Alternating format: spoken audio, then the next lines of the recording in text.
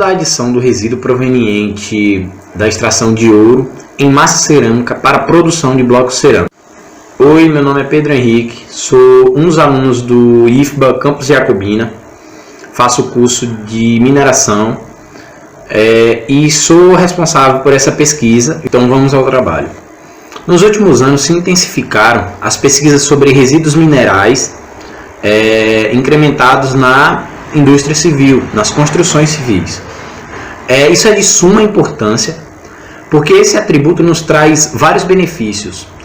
Deles tais o desgaste ambiental, que irá diminuir, e também haverá uma redução no custo de produção dos materiais. O ponto principal dessa pesquisa é descobrir e desenvolver, pelas análises, formas de aplicação do resíduo do ouro e do mármore bege Bahia de Jacobina e analisar a viabilidade de incremento na produção de peças cerâmicas de baixo custo. A metodologia utilizada foi bem prática e simples. Em nossos planos e reuniões, tínhamos o intuito de produzir 7 amostras com diferentes concentrações minerais junto à massa padrão dos blocos cerâmicos. Isso pode ser observado na tabela superior ao lado direito. Para iniciarmos o nosso estudo, foi preciso haver uma redução na granulometria dos materiais, para caracterizá-los com análises químicas. Logo depois disso, a gente foi para a parte prática e manual, que foi a homogeneização, umectação, compactação e secagem dos corpos de prova. E após todos os corpos de provas estarem prontos, a gente levou para uma queima de 800 graus, 850 graus e 900 graus Celsius. O resultado do DRX e do FRX provou que o nosso resíduo mineral tem uma alta quantidade de silicato, aproximadamente 90%. Isso é, quando tivermos a mistura com a massa padrão da cana-brava, ele reduzirá sua plasticidade e afetará as propriedades do nosso corpo de prova. Após todos os corpos de prova serem formados, fomos para os ensaios tecnológicos. E na retração linear descobrimos que há um aumento, em que as amostras com 5 e 10% de mineral, do resíduo mineral, há uma retração maior, uma diminuição dimensional no tamanho das partículas. Sobre a absorção de água, descobrimos que quando colocamos mais temperatura, quanto maior a temperatura, menor é a absorção de água. E também, quanto menor for o teor de concentração mineral, a uma temperatura de 900 graus Celsius, menor também será a absorção de água. Sobre a porosidade aparente, também não é surpresa, que quanto maior a temperatura, menor é a porosidade aparente. Porém, quem se destaca são os corpos de prova G e E é necessário refazer essa análise. Então fomos para a perda ao fogo e descobrimos que as propriedades da argila comprometem-a quando o assunto é perda após queima, Então é nítida uma perda maior de massa com o aumento da temperatura. Notamos também que nas formulações com 5% e 10% de resíduo mineral quase não houve perdas. Isso já comprova mais uma vez a utilidade do nosso resíduo imposto na massa cerâmica. Podemos observar na figura 8 todos os corpos de prova e é perceptível que não houve variação na cor, como também não houve defeitos visuais, manchas da prensa hidráulica, dentre outros defeitos. Durante o manuseio, comprovamos também que as amostras F e G apresentaram fragilidade nos seus corpos de prova e deteriorização, um esfarelamento. Na conclusão, os resultados que conseguimos comprovam que os corpos de prova mais eficientes para trabalho são abaixo de 20% do resíduo mineral. Isso é um resultado muito promissor para a área científica e econômica. Teores maiores de 25% do mineral afeta diretamente nas propriedades dos corpos de prova, das peças cerâmicas. Então não é aconselhável fazer a produção acima de 25% do resíduo mineral.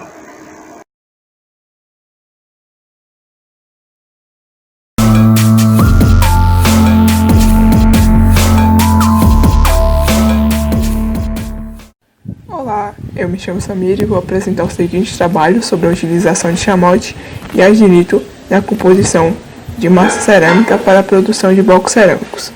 Então, minha equipe é constituída por professores e estudantes dos cursos técnicos de eletromecânica e mineração do IFBA Campus Jacobina.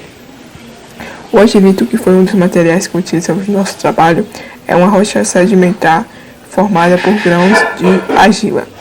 Esse material é encontrado na Serra do Tombador, a qual se localiza no município de Jacobina, Bahia. O nosso principal objetivo do trabalho foi avaliar a influência da incorporação do agilito e do chamote no processamento, nas propriedades e nas microestruturas da massa cerâmica. A nossa matéria-prima, que utilizamos na nossa metodologia, foi o agilito, a massa cerâmica e o chamote. Para fazer a preparação desse material, fizemos a secagem, a moagem e o peneiramento. Logo em seguida, na segunda etapa, fizemos a análise química e mineralógica e na etapa seguinte, fizemos as formulações dos procedimentos experimentais, que formulamos dois materiais diferentes. Um foi com a nomenclatura V e outro com a nomenclatura A. O que difere o material do outro é que um tem mais 5% de massa cerâmica e menos 5% de chamote do que o outro.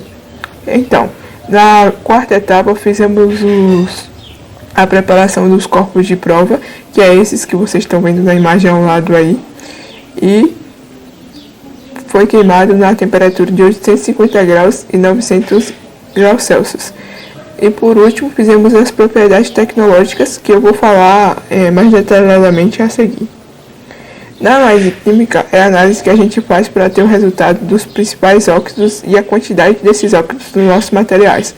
Vimos que os óxidos predominantes na massa cerâmica e no agilito foram o óxido de silício e o óxido de alumínio, e também teve na massa cerâmica o óxido de cálcio e o óxido de magnésio, que são agentes fundentes e proporcionam uma diminuição da refrataridade dos corpos cerâmicos. No agilito a gente também teve o óxido de ferro, que é o óxido que proporciona uma cor alaranjada ao material. Então, na nossa difração de raio-x agora, que complementa o que eu acabei de falar sobre a fluorescência de raio-x, foi feita para encontrar os principais minerais presentes no nosso material. Foram eles, na massa cerâmica e no agilito, os principais quartzo e caolinita, e também foi despacho na massa cerâmica e hematita no agilito. Então, na nossa retração linear, a menor formulação foi a A, como vocês podem ver aí no gráfico, a formulação A é amarela. E a variação de retração para a formulação A e V foi muito baixa, pois ficou em torno de 50 graus. Na nossa absorção de água, foi verificado que a formulação A absorveu menos água, porque a formulação A, que é amarela, como eu acabei de citar anteriormente, é a formulação que apresenta mais chamote do que a formulação V. E isso é confirmado no ensaio de porosidade aparente na retração linear. Isso ocorre porque o chamote é um elemento estabilizador na queima. Então, na nossa resistência aqui, podemos ver que a flexão foi verificada na formulação V na temperatura de 900 graus Celsius e está em conformidade com o ensaio de absorção de água e porosidade aparente, pois os valores ficaram bem próximos.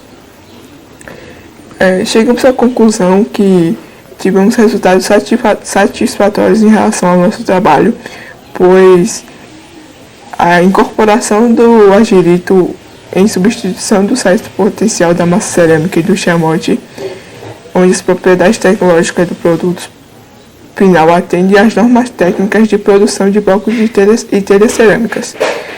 Então, apresentou uma absorção de água inferior a 20%, tanto na formulação V quanto na formulação A. O chamote melhorou a qualidade do produto final, pois estabilizou e facilitou a secagem das peças por igual. Reduziu o encolhimento e o empenamento, pois agiu como elemento inerte. E também houve uma redução do impacto ambiental provocado pelo descarte e do mesmo material no meio ambiente.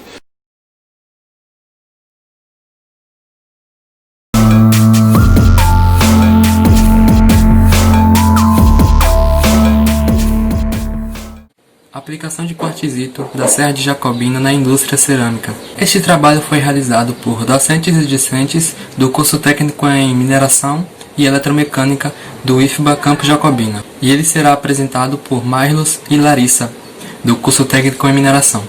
E o material rochoso utilizado apresenta seu processo de formação através de mineralização hidrotermal, com associação mineral composta por fluoxita, pirita, cromita e turmalina cromífera.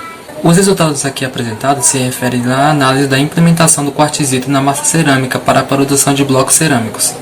Para esse estudo, foram preparados 4 grupos de amostras, sendo que uma continha 5%, a outra 10% e a outra 20% de quartzito, enquanto o quarto grupo era constituído de massa padrão.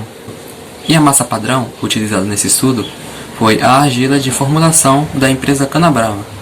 Foi realizada a preparação das matérias-primas, onde ela passou por um processo de secagem, moagem e granulometria. Depois, realizamos a caracterização delas, onde elas passaram por um processo de fluorescência e difração. Após isso, realizamos a formulação dos corpos de prova, seguida da preparação do mesmo para finalmente realizarmos o processamento químico e os ensaios tecnológicos, e no final, analisamos os resultados obtidos. Aqui nós podemos ver uma tabela com os resultados da análise química realizada no argilito e na massa cerâmica, onde ela foi realizada através dos óxidos principais, encontrados na amostra. Aqui nós temos o resultado da difração de raio-x, onde na massa cerâmica nós percebemos que a caulinita e o quartzito estão em conformidade com os resultados da fluorescência de raio-x, que foi o resultado apresentado no slide anterior. O ortoclase presente indica a presença de feldespato potássico, contendo potássio, cálcio e alumínio. No caso do quartzito, observamos teores altos de sílica, representando a presença do quartzo, que está de acordo com a análise da fluorescência de raio-x do slide passado. Eu sou Larissa e vou dar continuidade aos resultados e discussões. Nesse gráfico a gente vai analisar a retração linear das formulações e, como a gente pode ver no gráfico, conforme a temperatura aumenta, a retração linear ela também aumenta. A maior retração linear ela foi observada em uma temperatura de 950 graus Celsius, e a formulação que se destacou foi a formulação U. Como já foi falado anteriormente, a formulação U não contém nenhum teor de resíduo mineral. O próximo gráfico vai mostrar a absorção de água das formulações e, conforme a temperatura aumenta, a absorção de água ela diminui.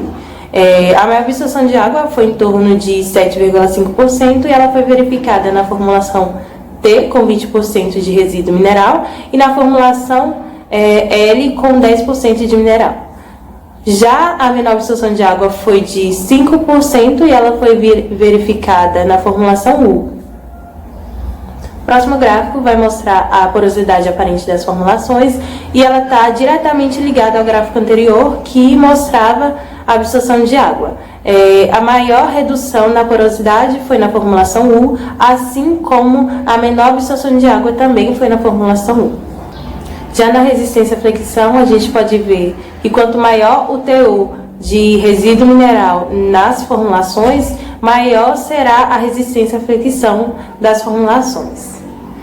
Nesse gráfico, a gente vai analisar a coloração dos corpos após a queima. Conforme mostra no gráfico, quanto maior o teor de resíduo mineral e maior a temperatura, no final do processo, os corpos eles tendem a ficar com coloração mais clara.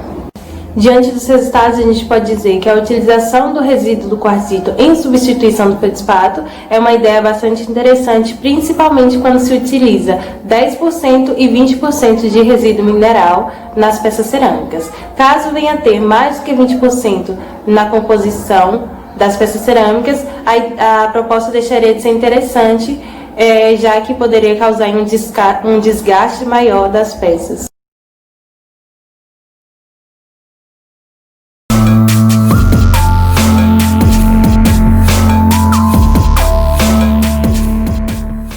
Oi gente, bom dia, eu me chamo Ayla, sou estudante do 4º ano de mineração do IFBA Jacobina e irei apresentar o seguinte trabalho sobre a utilização de folheiros na incorporação de formulação em massa cerâmica, que é parte do meu TCC, o qual eu estou elaborando juntamente com docentes e discentes do campus. Bom, os folheiros são rochas sedimentares detríticas, resultante de rochas expostas ao intemperismo e erosão, que tem seus sedimentos depositados em áreas baixas dos continentes e oceanos. Bom, então, com o acúmulo desses depósitos sedimentares, quanto mais antigo for o sedimento, maior a profundidade, dando origem à diagênese ou litificação. Um dos ambientes mais comuns de ocorrência do folhelho são ambientes de água doce, que possui argilas do grupo da montemorillonita, que é considerada um bom material para incorporação em massa cerâmica. E esse trabalho teve como objetivo caracterizar as argilas da região de Miguel Calmon, aqui na Bahia, tal como produzir um material compósito entre essas argilas e os folhelhos que foram retirados da bacia de Sergipe, em Alagoas. Bom, então, para realizar esse trabalho, primeiro foi necessário fazer a preparação das matérias-primas, que nesse caso é o folhelho e a argila. Fizemos a britagem, a moagem e a redução da granulometria a 200 mesh, como mostram aí as figuras A e B. Fizemos a caracterização das matérias-primas por meio de fluorescência de raio-x e difração de raio-x, que são análises químicas e mineralógicas. Aí fizemos a preparação dos corpos de prova, com homogeneização, compactação e secagem, como mostram as figuras aí C e D. E após os corpos de prova prontos, fizemos o processamento térmico, Queimamos nas temperaturas de 800 e 900 graus. E aí fizemos os ensaios tecnológicos, para obter resultados de retração linear, porosidade aparente, absorção de água e coloração. Utilizamos 4 formulações, uma delas com 100% de argila e 0% de resíduo, como uma forma de teste, para a gente entender como que a argila se comportaria. Aí aqui temos a caracterização da argila de Miguel Calmon. Infelizmente não temos os dados de FRX e DRX do folhelho, devido à pandemia, mas irei apresentar os dados da argila que nós já temos. Aqui podemos perceber que os óxidos mais presentes são a sílica, com 56,14%, apresentando aí a presença de silicatos e sílica livre em forma de quartzo. Aí, em segundo lugar, temos o óxido de alumínio, com 32,33%. Logo abaixo temos o feldespato, com 1,76%. Aí ele se comporta como fundente e confere uma resistência mecânica quando queimado entre 900 e 1000 graus.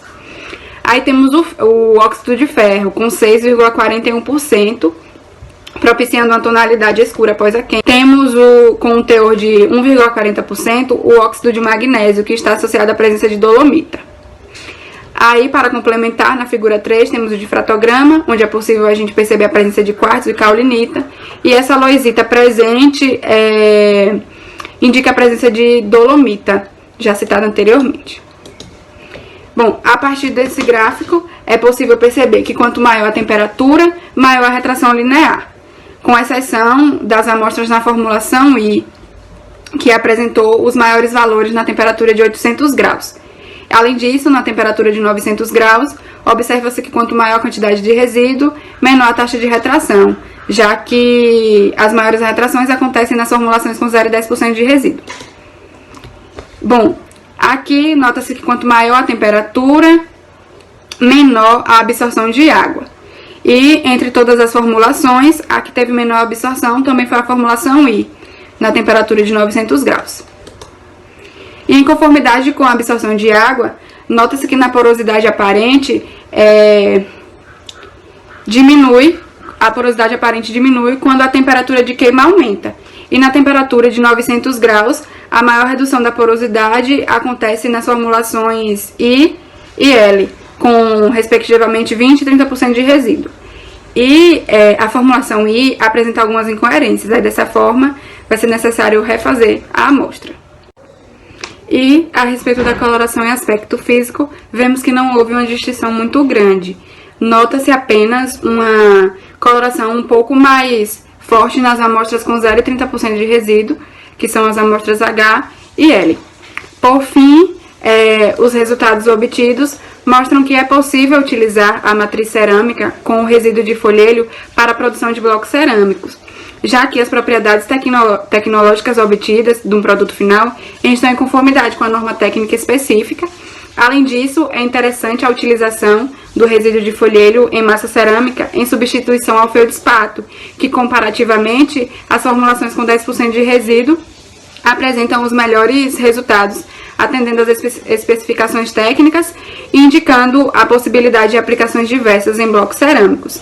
E como ainda estamos em fase de tratamento de dados, serão revisados os resultados da formulação já que houveram algumas incoerências.